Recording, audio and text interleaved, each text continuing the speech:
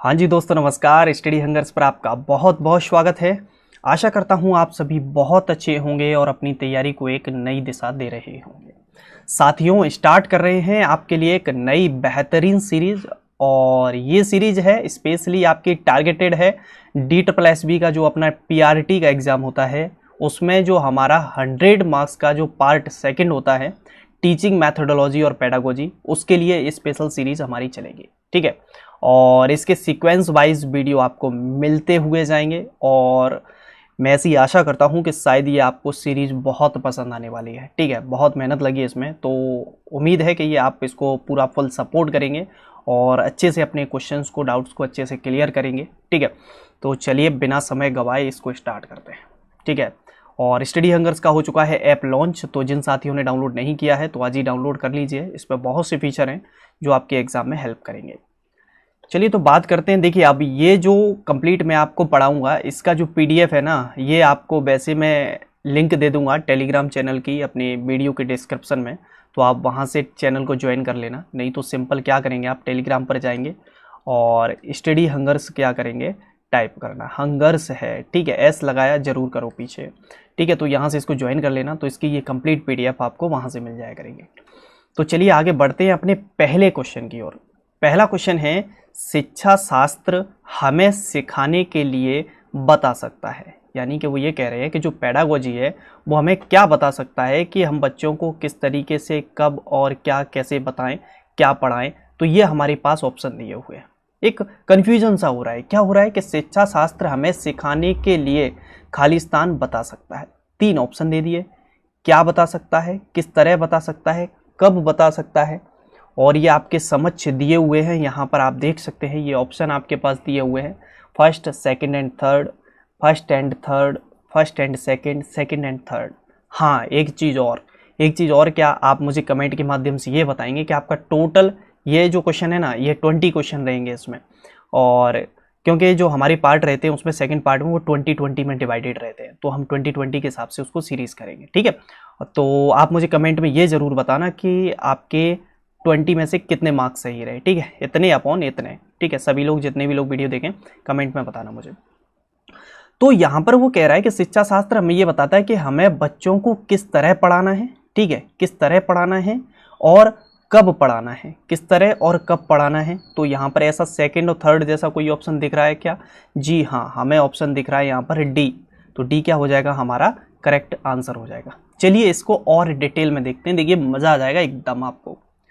तो शिक्षा शास्त्र हमें कब और किस तरीके से पढ़ाना या सिखाना है यह बताता है। ठीक है, तो यहाँ पर क्वेश्चन हुआ हमारा कंप्लीट। क्या बताता है शिक्षा शास्त्र, हमें कब और किस तरीके से पढ़ाना या सिखाना है। तो हमारे क्वेश्चन में भी तो यही था ना, शिक्षा शास्त्र हमें कब और किस तरीके से पढ़ाना ये बताता है। क्लियर हो गया ना अच्छे से। एक ऑप्शन यहाँ पर बच रहा था हमारा, क्या पढ़ाना है। तो भैया पढ़ाओगे क्या बच्चों, पढ़ाओगे वो जो समाज के हिसाब से जो जरूरत है देश की, उसको पढ़ाओगे। तो देखिए जानते हैं, जबकि क्या पढ़ाना है इसका निर्धारण देश, समाज, समुदाय, संस्कृति, धर्म, पर्यावरण आदि की आवश्यकताएं निर्धारित करती हैं। ठीक है, तो अच्छे से ये क्लियर हुआ होगा। चलिए अगले क्वेश्चन की तरफ बढ़ते हैं। अगला क्वेश्चन है, संज्ञानात्मक डोमेन में कितनी श्रेणियां होती हैं। How many ranges in cognitive domain. ठीक है, तो संज्ञानात्मक डोमेन में कितनी श्रेणियां होती हैं, ऑप्शन दिए हुए हैं आपके पास 4, 3, 6, 5।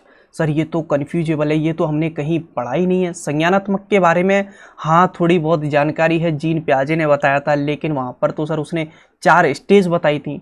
तो वो ना कराना गलती से भी कि जीन पियाजे की 4 अवस्थाएं कराए कॉग्निटिव की ना, कॉग्निटिव डोमेन की रेंजेस पूछ रहा है। तो हमने तो पढ़ी नहीं है ना, आपने पढ़ी है, तो चलिए क्या करें। तो देखिए इसका आंसर है 6। कितनी श्रेणियां होती हैं, 6 श्रेणियां होती हैं। चलिए तो इसको अच्छे से जानते हैं कि ये कौन सी, अगली बार अगर आएगा इन 6 में से पूछ लिया अगर कि निम्न में से कौन सी कॉग्निटिव डोमेन की श्रेणी नहीं है या श्रेणी है, तो हम बता पाएंगे ना। तो चलिए इसको डिटेल में जानते हैं। संज्ञानात्मक डोमेन का जो वर्गीकरण है वो 1956 में ब्लूम ने किया था। किसने किया था, ब्लूम ने। कब, 1956 में। और संज्ञानात्मक डोमेन में कितनी श्रेणियां हैं, तो 6 श्रेणियां हैं। याद रखेंगे अच्छे से, मेहनत करनी साथ में। ठीक है, पहली क्या है, तो ज्ञान, दूसरी बोध, तीसरी अनुप्रयोग, विश्लेषण, संश्लेषण और मूल्यांकन। ये याद आ रहा हो कहीं आपको, कॉग्निटिव डोमेन, ब्लूम का टैक्सोनॉमी सिद्धांत, ज्ञानात्मक, भावात्मक, क्रियात्मक पढ़ा है। हाँ जी, उसी की बात कर रहा है ये। उसी के डोमेन में कितनी श्रेणियां हैं? 6 श्रेणियां हैं। कौन कौन सी? ज्ञान, बोध, अनुप्रयोग, विश्लेषण, संश्लेषण और मूल्यांकन। चलिए, तो ये हो जाता है कंप्लीट और बढ़ते हैं अगले क्वेश्चन की तरफ। अगला क्वेश्चन क्या है हमारा? निम्नलिखित में से कौन सा दीर्घकालीन योजना का उदाहरण है? दीर्घकालीन यानी कि लॉन्ग टर्म प्लान की बात कर रहा है। लॉन्ग टर्म प्लान यानी कि जिसमें ज़्यादा समय लगे, ऐसी कोई अवधि। देखते हैं क्या होता है। अवधि योजना, टर्म प्लान, तो ये तो पर्टिकुलर किसी अवधि के लिए प्लान की जाती है। एनुअल प्लान ईयरली के हिसाब से होगा, पूरा वार्षिक। हाँ, ये हो सकता है। चलिए देखते हैं। लेसन प्लान नहीं, ये तो छोटा सा है, किसी भी पर्टिकुलर लेसन को तैयार कर रहे हैं। यूनिट प्लान यूनिट के लिए रहेगा, ये पी यहाँ से, ठीक है। यूनिट प्लान, तो हमारा आंसर है यहाँ पर क्या? वार्षिक योजना यानी कि एनुअल प्लान, ठीक है। तो दीर्घकालीन योजना का उदाहरण इनमें से कौन सा है? वार्षिक योजना। चलिए, अब हम बात करते हैं। देखिए, वार्षिक योजना से हो सकता है इस बार केवल इतना ही पूछा गया, लेकिन अगली बार क्वेश्चन आए तो उससे रिलेटेड तमाम फैक्ट बन सकते हैं ना। तो चलिए इसको डिटेल में जानते हैं। वार्षिक योजना दीर्घकालीन योजना का उदाहरण है, ठीक है। वार्षिक योजना विद्यालय में एक पूरे साल के लिए बनाई जाती है, ओके। वार्षिक योजना में शिक्षण के संपूर्ण सत्र की विभिन्न गतिविधियों का ब्यौरा रखा जाता है। तो टोटल जो सेशन है उसमें ऑल एक्टिविटीज जो भी हुई हैं उन सभी की पूरा का पूरा रिकॉर्ड रखा जाता है। किसमें? ये आपका ईयर प्लान जो होता है। बाकी का इसमें कब क्या करने हैं तथा किन कार्यों को किस सीमा में समाप्त करना है, इन सब बातों का भी विवरण होता है। और एक और क्वेश्चन है, ये भी इंपॉर्टेंट बन जाता है कि जो वार्षिक योजना है इसमें अध्यापक क्या करता है? तो वार्षिक योजना में अध्यापक को निर्देशन तथा मार्गदर्शन देती है। ये जो पूरा का पूरा ईयर प्लान होता है, एनुअल प्लान होता है, ये पूरा रिकॉर्ड टीचर के समक्ष होता है। तो टीचर इसमें पता लगा सकता है कि बच्चे के कहाँ वीक पॉइंट है, कहाँ पर उसकी स्ट्रेंथ है, इन सब चीज़ों पर, ठीक है। तो उसके अकॉर्डिंग बच्चों को वो गाइड करता है। चलिए, अगला क्वेश्चन है फिर से आपकी स्क्रीन पर, और क्वेश्चन है निम्न में से किसे अनुमानी पद्धति भी कहा जाता है? अनुमानी पद्धति यानी कि ह्यूरिस्टिक मेथड की बात कर रहा है। और ह्यूरिस्टिक मेथड तो सर खोज पद्धति ये होना चाहिए सर्च के लिए। ना जी ना, ये नहीं होने वाला है, यानी कि यहाँ पर आंसर कुछ अलग होने वाला है। आपका ऑप्शन देखिए, खोज पद्धति, परियोजना पद्धति, समस्या निवारण पद्धति, व्याख्यान पद्धति। तो किसे अनुमानी पद्धति कहा जाता है? तो जो आपकी समस्या निवारण पद्धति होती है ना, प्रॉब्लम सॉल्विंग मेथड, इसे हम क्या कहते हैं? अनुमानी पद्धति कहते हैं, ठीक है। चलिए, अगला क्वेश्चन है, जब बच्चा कार्य करते हुए ऊबने लगता है तो इस बात का संकेत है कि। आई थिंक ये तो क्वेश्चन आपने पढ़ा होगा, क्योंकि ये क्वेश्चन जो है ना, ये सीटेट का भी फेवरेट रहा है और इधर हमारे पीआरटी में भी आया हुआ है। तो क्या करेगा, अगर आप बच्चा कोई कार्य कर रहा है और वो ऊबने लग जाए, बोर हो जाए, उसका मन नहीं लग रहा किसी चीज़ में, किसी टास्क को करने में, तो फिर क्या दिक्कत है वहाँ पर? बच्चा बुद्धिमान नहीं है? जी नहीं, ऐसा तो नहीं हो सकता। बच्चे में सीखने की योग्यता नहीं है? हाँ, एबिलिटी नहीं है लर्न करने की। देखते हो सकता है, चलिए देखेंगे अभी। बच्चे को अनुशासित करने की ज़रूरत है ना? ऐसा तो कुछ नहीं है कि क्लास में क्या है भैया शोर मचा रहा है, उधम कर रहा है, ऐसा तो कुछ नहीं है। संभवतः कार्य यांत्रिक रूप से बार बार हो रहा है। हाँ, ये करेक्ट आंसर लग रहा है, क्योंकि जो भी कार्य है ना उसे क्या हो रहा है? रिपीटेशन हो रहा है, मोर टाइम वो क्या हो रहा है? बार बार यांत्रिक रूप से हो रहा है। मतलब यहाँ पर जब एक ही चीज़ बार बार एक ही तरीके से होती है तो स्वाभाविक बात है कोई भी व्यक्ति बोर होने लगेगा। तो बच्चा यहाँ पर क्या हो रहा है? बोर हो रहा है। तो यहाँ पर क्या करना है टीचर को अपने जो टीचिंग मेथड है, अपनी जो शिक्षण विधियाँ हैं और पढ़ाने के जो तमाम तरीके हैं, उन सभी को बदलना होगा। हो सकता है जिस टॉपिक को आप बच्चे को पढ़ा रहे हो, बच्चा उससे बोर हो रहा है, तो आप उस टॉपिक को बदलिए, ठीक है। तो ये इसका करेक्ट आंसर हो जाएगा यहाँ पर, ठीक है। चलिए आगे बढ़ते हैं अगले क्वेश्चन की ओर। निम्न में से किसने बच्चों को स्वयं की खोज करते हुए देखा? ऑप्शन दिए हुए हैं, गेशेल और पियाजे, दोनों हैं क्या? Only one, both first and second, only second, neither first nor second. क्या होगा? पियाजे? बिल्कुल, मेरे हिसाब से तो इसमें होना चाहिए ओनली सेकेंड, क्योंकि नन्हे वैज्ञानिक कहा था। किसने कहा था? जो जीन पियाजे था, उन्होंने कहा था कि बच्चे जो है वो नन्हे वैज्ञानिक हैं, सक्रिय अन्वेषक हैं। ये बात कही थी उसने कि बच्चे को अगर आप इन्वायरमेंट उसी तरीके का अवेलेबल कराओगे तो बच्चे उस माहौल में सीखते हैं। तो इसका करेक्ट जो आंसर हो जाएगा ना, वो आपका ओनली सेकेंड हो जाएगा, यानी कि पियाजे, ठीक है। चलिए, तो इससे रिलेटेड करते हैं कि पियाजे का मानना है कि बच्चे अपने ज्ञान का निर्माण स्वयं करते हैं और वे नन्हे वैज्ञानिक और सक्रिय अन्वेषणकर्ता होते हैं। इसलिए शिक्षक को ऐसे अधिगम वातावरण का निर्माण करना चाहिए जिसमें बच्चे स्वयं सक्रिय रूप से खोज करके अधिगम अनुभव प्राप्त कर सकें। तो आपको इस तरीके का एनवायरनमेंट क्रिएट करिए बच्चों के लिए जिससे बच्चे एक्टिव फॉर्म में खुद चीज़ों को क्या करें, खोज करके चीज़ों को सीखें। ठीक है। और पियाजे शिक्षक को सुविधा प्रदाता मानते हैं। तो पियाजे शिक्षक को क्या मानते हैं, सुविधा प्रदाता मानते हैं। तो ये इससे रिलेटेड जितने भी और अदर फैक्ट बन सकते थे तो ये भी हमने यहाँ पर कवर कर लिए। ये जो पैटर्न है ये बेस्ट है ना, आप ये भी मुझे कमेंट के माध्यम से बताना कि ये ठीक है ना, क्योंकि एक क्वेश्चन के साथ साथ हम लगभग उससे रिलेटेड पूरी डिटेल भी कंप्लीट कर रहे हैं। चाहते तो हम यहाँ पर केवल आंसर कर सकते हैं लेकिन कोई सेंस नहीं निकलने वाला। अगर मैं कह दूं कि मान के चलिए जैसे मैंने कहा उसके 6 चरण हैं या कोई भी चीज़ आई उसके मैंने कह दिया, जैसे एक टॉपिक है आपका जैसे में आएगा जैसे जीवन कौशल कितने होते हैं, उसमें फॉर एग्जांपल मैंने कह दिया कि 5 होते हैं या 4 होते हैं या 10 होते हैं, तो वहाँ पर डायरेक्ट आंसर तो मैंने आपको बता दिया लेकिन कौन से होते हैं ये अगली बार पूछ लिया तो फंस जाओगे ना। इसलिए यहाँ से बहुत सी डिटेल आप अपने साथ लेकर चल रहे हो, इसलिए ये कॉन्सेप्ट मैंने आपके लिए लेकर आया हूँ। ठीक है, चलिए अगला क्वेश्चन है कि किसकी शिक्षण में सामाजिक संवाद में ज़्यादा रुचि थी। Whose teaching was more interested in social dialogue. बात हुई है सामाजिक की और ऐसा तो हमने पढ़ा है ना। हाँ जी, कहाँ पढ़ा है, याद आ रहा है कुछ? सीरीज चल रही है जो आपकी NIOS की बुक समरी, उसको अच्छे से पढ़ा करो, बहुत हेल्प करने वाली है। जब उसके टोटल आई थिंक मैंने बताए थे कि 100 के ऊपर आपके वीडियोस आएंगे, ठीक है, टोटल ब्लॉक मिला के आपके, और उस पर जो जब आप देखेंगे ना, जब आप फाइनल एग्जाम देंगे 100 क्वेश्चन में से प्रीवियस भी निकाल लेना भाई, कोई सा भी निकाल लेना, जब आप देखेंगे तो आपको पता चला कि 30 से 40 क्वेश्चन, हो सकता है 50 क्वेश्चन एज इट इज आपके NIOS में से रखे हुए हैं। बहुत ज़्यादा इंपॉर्टेंट है। ठीक है, तो अच्छे से उसकी जो समरी है उसको अच्छे से आप लोग कवर करें, शॉर्ट नोट्स उसके बनाएं। देखिए मेहनत जितनी करेंगे मज़ा उतना ही आएगा। ठीक है ना, इसलिए अच्छे से मेहनत करिए, सपोर्टफुल है, जो भी चीज़ है भाई पूछ सकते हैं बेझिझक।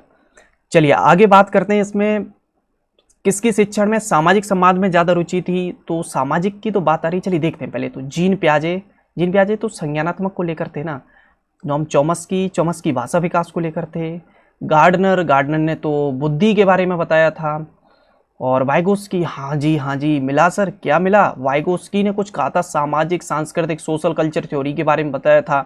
और जो जीन पियाजे कह रहे थे ना उसमें भी ये सामाजिक संवाद को लेकर आए थे। इन्होंने भाषा को और समाज को थोड़ा सा ज़्यादा इम्पोर्टेंट रोल दिया था। तो बस यही आपका आंसर होने वाला है यहाँ पर। ठीक है, तो क्या हो गया आपका आंसर? वाइगोत्स्की हो जाएगा यहाँ पर। ठीक है, चलिए तो बात करते हैं थोड़ा सा इसमें। वाइगोत्स्की की शिक्षण में सामाजिक संवाद में ज़्यादा रुचि थी।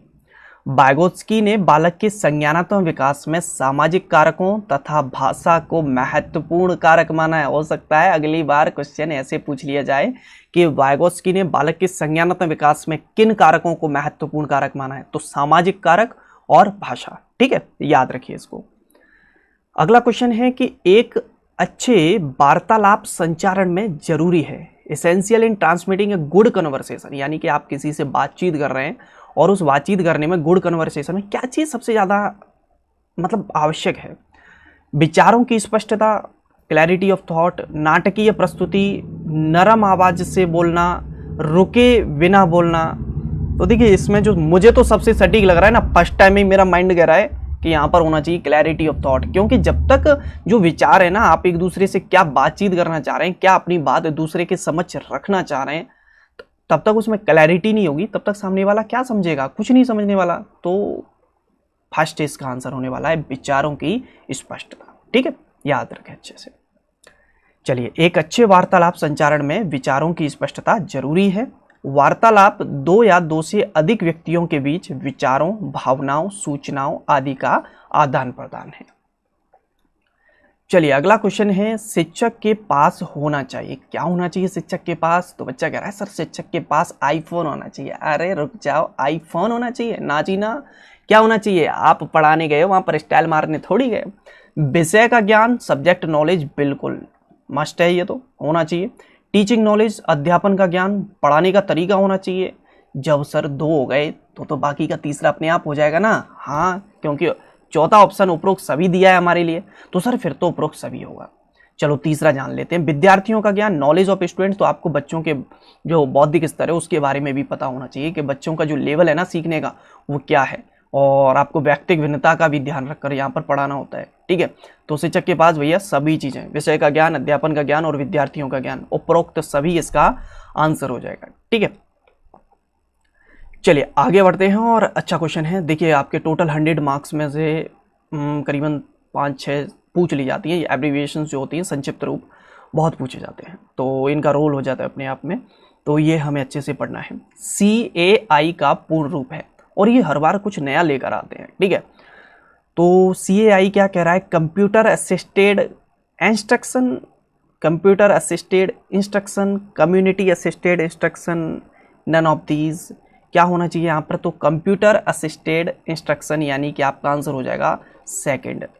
एक चीज जरा गौर से देखिए, देखिए कितना कंफ्यूज किया, कितना पागल बना रहा है हमें, कि यहाँ पर सब कुछ सेम लेके आया फर्स्ट और सेकंड में, बस एक लेटर का गेम कर दिया, यहाँ ई कर दिया और यहाँ पर आप देखिए आई कर दिया, फंसा दिया ना। हाँ, अगर तरीके से ढंग से अगर अपने नाक कान आंख सभी चीजें खोल कर नहीं रखोगे अपनी इंद्रियों को, तो मामला गड़बड़ होने वाला है। याद रखना, छोटी सी भी गलती इधर उधर करवा देगी, तो भैया अच्छे से फोकस करके पढ़ना है। देखिए इंस्ट्रक्शन और इंस्ट्रक्शन, तो हमारा सटीक आंसर है कंप्यूटर असिस्टेड इंस्ट्रक्शन।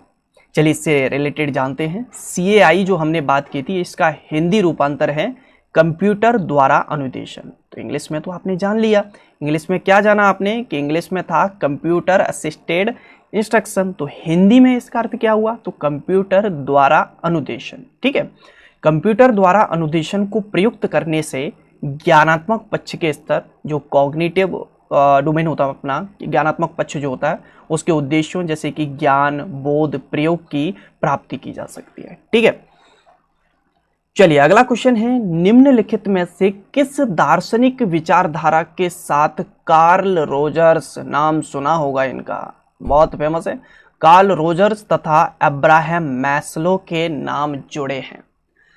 किस विचारधारा के साथ, आदर्शवाद, प्रयोजनवाद, प्रगतिवाद, मानवतावाद।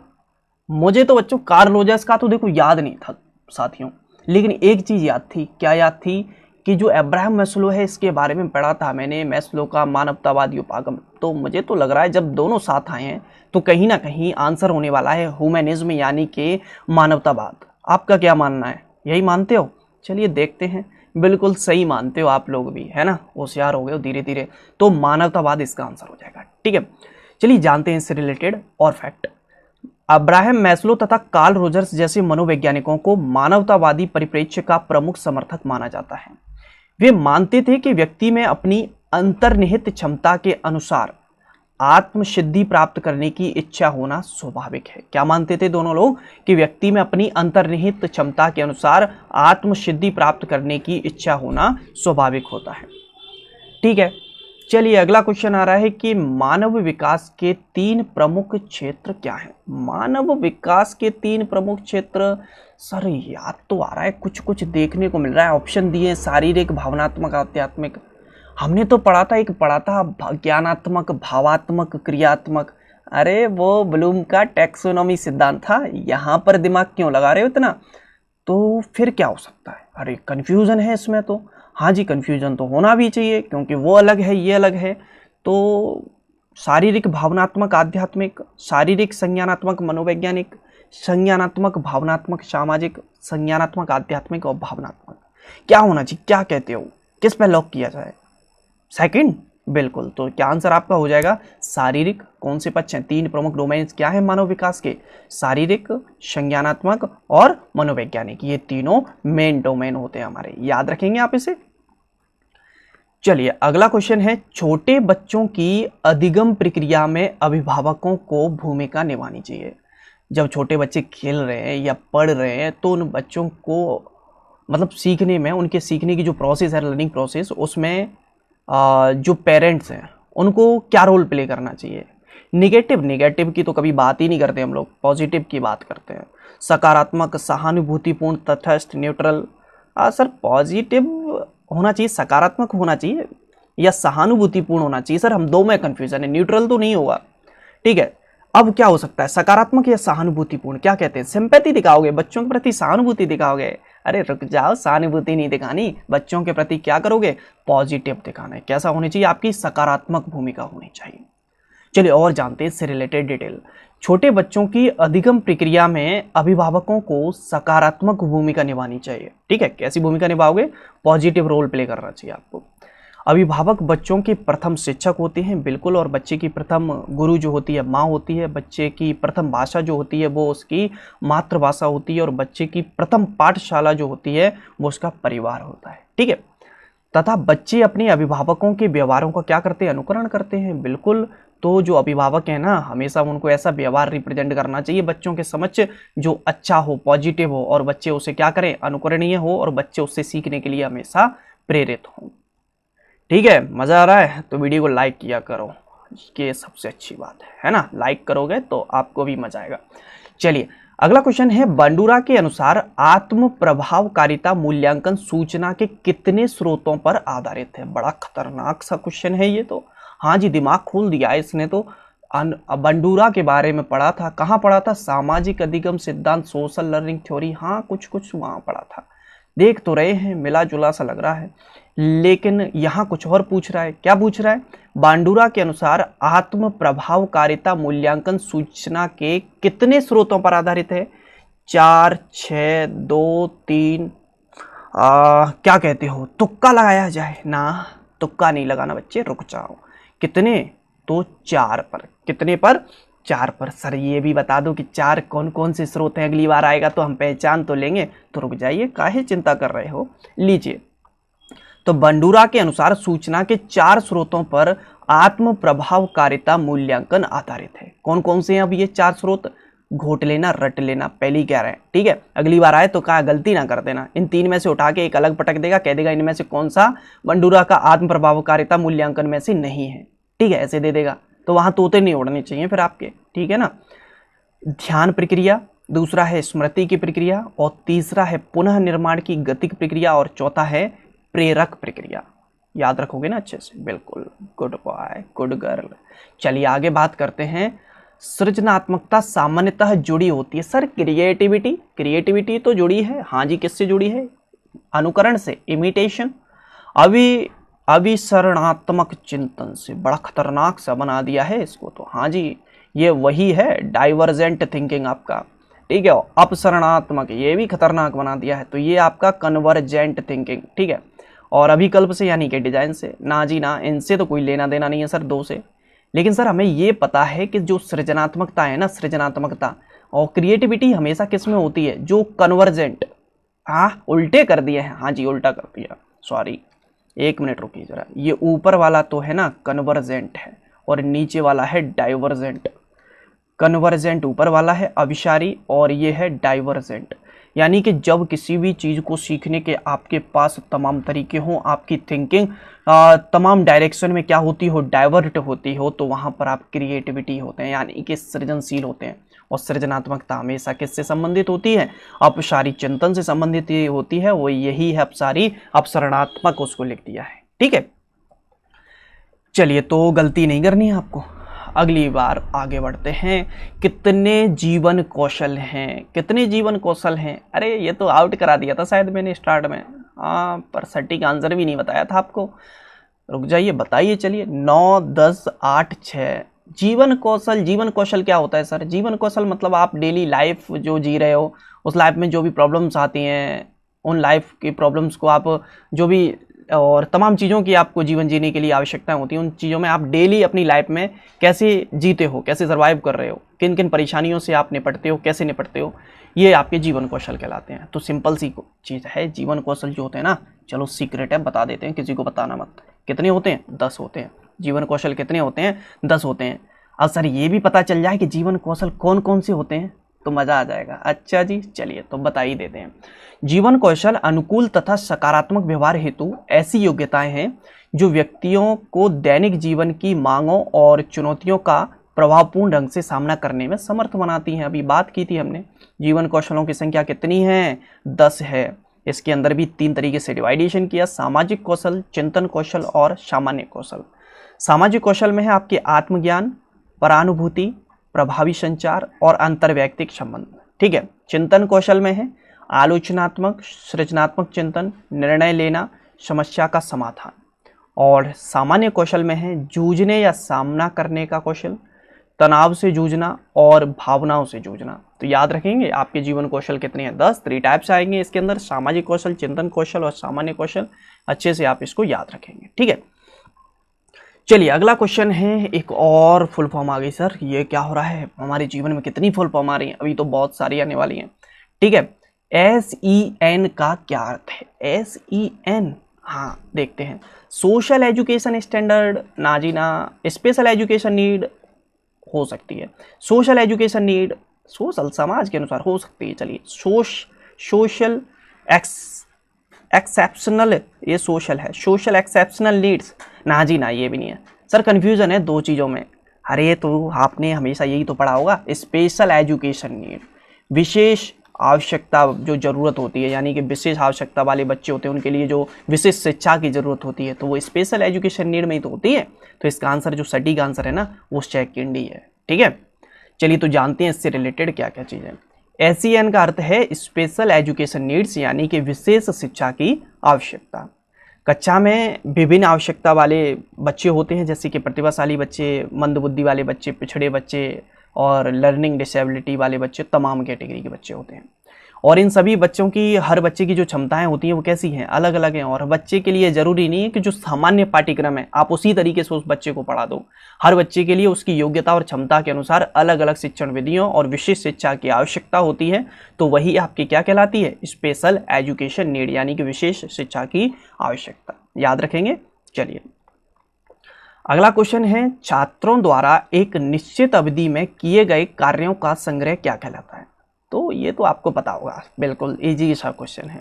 परियोजना, विभाग, डायरी, अभिलेख। तो एक पर्टिकुलर एक फिक्स टाइम पीरियड में अगर कोई बच्चा किसी काम को कर रहा है तो वो क्या कहलाता है? विभाग, यानी कि पोर्टफोलियो कहलाता है, ठीक है। छात्रों द्वारा एक निश्चित अवधि में किए गए कार्यों का संग्रह क्या कहलाता है? पोर्टफोलियो या विभाग कहलाता है। ये बढ़िया नाम मिल गया एक और, पोर्टफोलियो का, याद रख लेना, विभाग, ठीक है। पूछा गया क्वेश्चन है ये। और पोर्टफोलियो वैकल्पिक तथा विश्वसनीय मूल्यांकन की एक विधि है जिसमें छात्र की प्रगति को लंबे तथा विभिन्न अधिगम परिस्थितियों में मापा जाता है। 1944 में गांधी द्वारा प्रस्तावित शिक्षा योजना के अनुसार निम्नलिखित में से कौन सा सही नहीं है? हाँ जी, फोकस कर लेना, सही नहीं है। किस चीज पर? नॉट पर स्पेशली फोकस करना है। तो 14 से 22 साल तक बुनियादी शिक्षा, पूरे समुदाय की वयस्क शिक्षा, 2 से 7 साल तक की pre basic schooling, basic schooling से 7 से 14 साल तक के बच्चों के लिए।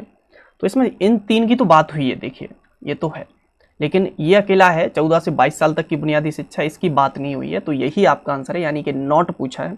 अब इसमें किन किन चीज़ों की बात हुई है? इसकी जो प्रस्तावित शिक्षा योजना थी गांधी जी की, तो और भी पॉइंट हो सकते हैं इसमें, तो चलिए जान लेते हैं, ठीक है। गांधी जी द्वारा जो प्रस्तावित शिक्षा योजना थी, इसमें क्या क्या विशेषताएं थी? तो 7 से 14 वर्ष तक की जो आयु के वर्ग के बच्चे हैं, इनको निःशुल्क और अनिवार्य शिक्षा की व्यवस्था हो, तो बिल्कुल बात हो रही है इसकी।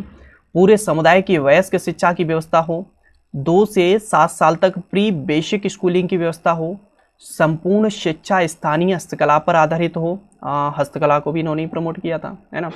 और शिक्षा का माध्यम मातृभाषा हो, हस्तकलाएं इस प्रकार सिखाई जाएं जिससे बच्चे आत्मनिर्भर बने। हाँ, सेल्फ डिपेंडेंट पर मेन फोकस था इनका। तो ये 3 पॉइंट और आपको नए मिल जाते हैं यहाँ से, याद रख लेना इसको, ठीक है। अगली बार हो सकता है इनको ऐड करके दे दे आपके लिए, इस बार ऊपर के 3 पूछ लिए, तो ठीक है। ये इनकी गांधी जी की प्रस्तावित शिक्षा योजना की मेन विशेषताएं थी। अगला क्वेश्चन है कि किसी भी देश के पाठ्यक्रम बनाने के लिए महत्वपूर्ण पहलू क्या है? तो किसी भी देश का पाठ्यक्रम तैयार होगा, किस चीज पर तैयार होगा? सामाजिक प्रसंग पर, निर्देशन का माध्यम, समाज की जरूरतें, वितरण की विधि। तो स्वाभाविक बात है, जो समाज की ज़रूरतें हैं, समाज में जो मुख्य ज़रूरतें, जैसे एक अच्छे व्यक्तित्व का निर्माण करना है, जो राष्ट्रीय समस्याएं, अंतर्राष्ट्रीय समस्याएं, जो किस तरीके से जल प्रदूषण होता है, ठीक है, पर्यावरण का संरक्षण हम कैसे कर सकते हैं, जो समाज की एक तरीके से जो हमारी सोसाइटी की जो नीड्स हैं उन पर मेन ध्यान में रखते हुए हम किसी भी देश के पाठ्यक्रम का निर्माण होता है। तो ये मेन इसका पहलू है, यही हमारा आंसर है, ठीक है। तो ये थे हमारे आज के 20 क्वेश्चन। आई होप आपको पसंद आए होंगे। लाइक कर देना वीडियो को, ठीक है। और जो भी लोग, आपके इतना सपोर्ट तो बनता है भी कि जो भी लोग तैयारी कर रहे हों उनको शेयर करिए, है ना। और चैनल पर नए हों तो सब्सक्राइब करिए। मुलाकात करेंगे अगले वीडियो में, जब तक आप सभी अपना ख्याल रखिए, ठीक है। जय हिंद, जय भारत।